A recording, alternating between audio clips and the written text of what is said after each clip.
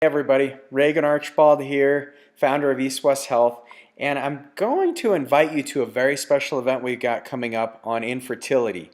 Now, you 60 or 70-year-olds, actually, maybe there's a chance, but I'm not saying this is for you, but you may know somebody who is.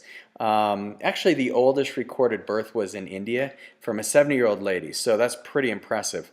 But we're going to be talking about some things that impact fertility in our society today. One of those major things that we're finding is that men and women are both contributing factors. So we can't just look at one sex now and link it all to you ladies, because in some cases, I've seen some statistics that show that it's as high as 50-50. So it could be your man, or men, if you're watching this, it might be your lady if you've had things checked out and they look okay. So what I want you to do is put it on your calendar.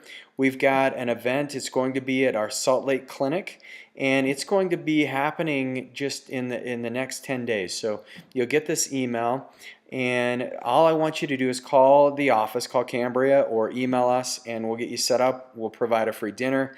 I'm going to answer a lot of the questions, because some of the myths out there are that if you've been trying to conceive for more than a year, the only options you've got are you may try IUI, you may try IVF, there may be other drugs that you want to get on, but what I've found in my practice, and I've helped hundreds of people get pregnant, hundreds of couples conceive, but I found that we have to dig deeper. We have to get your body healthy, because even if you do need to go the IVF route, one of the big things we want to make sure is that you are keeping your body incredibly healthy and also maintaining the integrity of your health so that you can take care of your baby once your baby comes.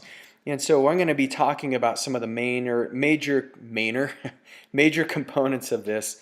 One of those that we found is going to be the toxic load in our environment. I mean, we're exposed to at least 82,000 chemicals in every given week, according to the Environmental Protection Agency. And so that has a big impact on females. Specifically, your androgen hormones tend to go up. And when your androgen hormones tend to go up, your chances of conception and reproduction go down. What the other thing that the toxins can do is they can be endocrine disruptors, meaning they will block the receptor sites for some of those sex hormones that you need so that you can actually conceive. We find the same thing in men, except with men, it is actually blocking their ability, or your ability, my fellow men out there, it's blocking your ability to make sperm. So your little swimmers are not, either you may have poor swimmers, so they can't get to the egg because it's a rough environment. I mean, you know how hard it is just to get a date with your lady when you're first meeting her. Now imagine your sperm trying to get to that egg through this very hostile environment.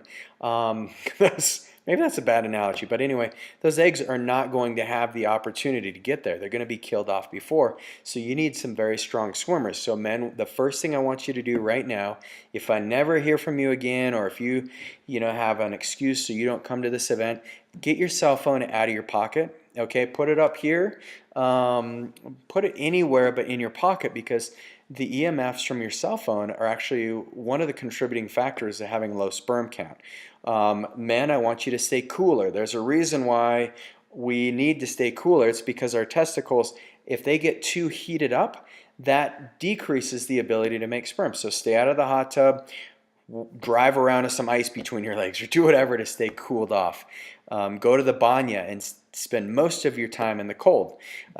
Ladies, you want to stay warmer. You want to get warming foods, and we're going to be talking about all those warming foods and cooling foods for the ladies and men. The other thing we're going to be talking about is the impact of hypothyroidism. That means when your thyroid gland quits producing the hormones you need, that can be one of the chief reasons why you're not conceiving. And you may say, oh, my doctors ran all my labs on thyroid, but what we found is it's just not accurate enough. We need to really dig in and figure out what's going on with your thyroid from a more comprehensive perspective. One of the other things we found, that if you don't balance your gut, the bacteria in your gut actually have a major influence over whether your body has inflammation or not.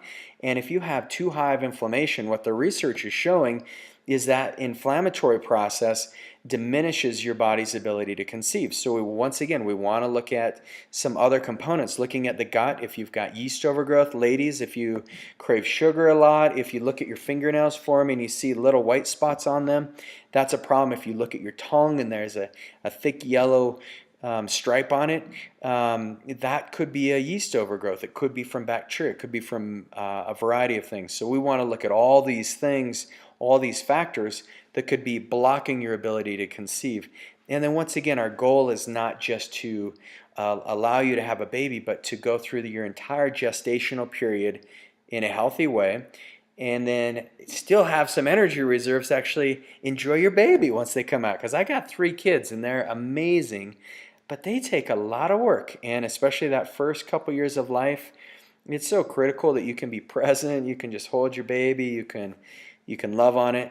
I'm telling you, some of my best moments are when my patients come in and they're like, "You got me pregnant." And I'm saying, "I didn't get you pregnant, but I helped you, you and your partner conceive." So that's our goal. I hope to see you there. All the details should be on the email that's included in this. And I just want to thank you so much. And if you know of somebody who you know they need to go see this, do this before you do IVF. IVF, even if you include our medicine with the IVF, what we found is just with acupuncture alone, you can increase your chances of conception by 62%. When they did the study at Duke University, they took a control group, they just did IVF, they took the acupuncture group.